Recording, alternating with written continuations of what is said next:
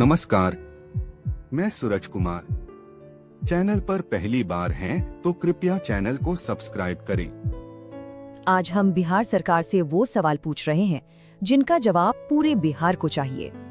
अररिया में एक महिला शिक्षक को दिन दहाड़े गोली मार दी जाती है और सरकार चुप है। तो आज होंगे सीधे सवाल, कड़े सवाल, बिना किसी लाग लपेट के। तो चलिए देखते हैं कि आज हम किन मुद्दों पर बात करने वाले हैं। अररिया हत्याकांड से लेकर पुलिस की जांच, महिला शिक्षकों की सुरक्षा और सरकार की जवाबदेही तक। तो सबसे पहले बात करते हैं उसी घटना की जिसने पूरे बिहार को झकझोर कर रख दिया है। ये सिर्फ एक हत्या नहीं, ये कानून व्यवस्था पर एक सीधा और खुला हमला है। और यहीं से हमारा पहला और सबसे बड़ा सवाल उठता है, क्या बिहार में कोई भी महिला वाकई में सुरक्षित है? ये सवाल हर उस बेटी, हर उस बहन की फिक्र है जो अपने घर से बाहर कदम रखती है। जरा सोचकर देखिए, एक शिक्षक जो समाज का भविष्य बनाता है, उसकी दिन दहाड़े हत्या हो जाती है। ये घटना मौजूदा कानून व्यवस्था की जो कठोर हकीकत है, उसे सबके सामने लाकर रख देती है। और मामला तब और भी संगीन हो जाता है जब पता चलता है कि अररिया जैसा एक संवेदनशील बॉर्डर वाला जिला और वहां पुलिस की गश्त लगभग गायब है। मतलब क्यों? ये तो सीधा सीधा अपराधियों को खुली दावत देने जैसा है। अब आते हैं पुलिस की जांच पर, क्योंकि घटना के बाद अब सवाल पुलिस की प्रक्रिया और उस पर पड़ने वाले किसी प्रेशर को लेकर उठ रहे हैं। तो सीधा सवाल ये है कि हत्या करने वाले 2 बदमाश अब तक पकड़ में नहीं आए, तो फिर इस पुलिस बल का फायदा क्या है? किस काम की है ये पुलिस? ऐसा नहीं है कि सबूत नहीं है। देखिए, सीसीटीवी फुटेज है, कॉल रिकॉर्ड्स है, यहाँ तक कि पहले मिली धमकियों के सबूत भी मौजूद है।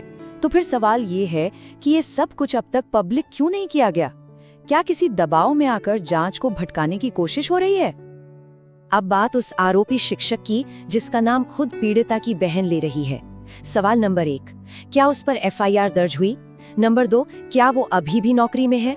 और तीसरा और सबसे अहम सवाल, उसे तुरंत सस्पेंड क्यों नहीं किया गया? ये सवाल पूरी जांच पर ही सवालिया निशान लगा रहे हैं। देखिए, ये मामला सिर्फ एक घटना तक सीमित नहीं है।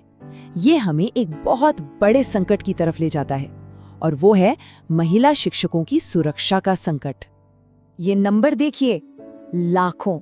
बिहार में लाखों महिला शिक्षक हैं जो हर रोज अपना कर्तव्य निभा रही हैं। तो सवाल ये है कि जब लाखों महिला शिक्षक बिहार में काम कर रही हैं, तो उनकी सुरक्षा के लिए कोई पॉलिसी क्यों नहीं है? बिल्कुल जीरो सेफ्टी पॉलिसी। आखिर क्यों?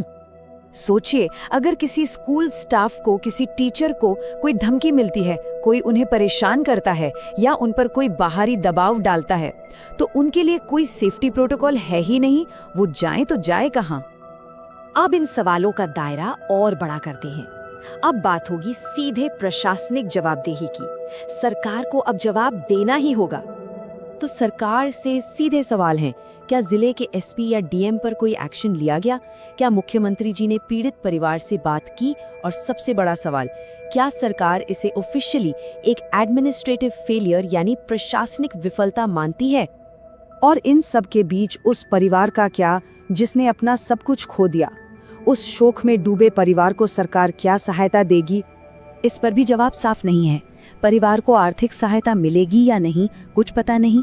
सरकारी नौकरी का वादा होगा या नहीं, कंफर्म नहीं है। और क्या इस केस को फास्ट ट्रैक कोर्ट में चलाया जाएगा, इसकी भी कोई घोषणा नहीं हुई है। हर तरफ सिर्फ खामोशी। और अब आते हैं हमारे अंतिम 3 सवालों पर। ये वो 3 प्रहार हैं जो बिहार में बढ़ते अपराध की पूरी तस्वीर पर किए जाने जरूरी हैं।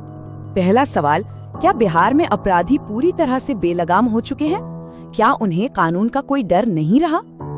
दूसरा, सीमावर्ती जिलों में स्पेशल सिक्योरिटी यानी विशेष सुरक्षा आखिर कब लागू होगी? और हमारा आखिरी सवाल, बिहार सरकार ये बयानबाजी कब तक चलेगी? अपराध पर असल नियंत्रण कब होगा? क्योंकि ये सवाल ये सिर्फ एक टीचर के लिए नहीं है।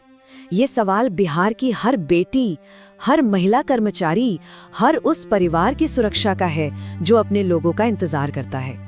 बिहार सरकार जवाब तो अब देना ही होगा।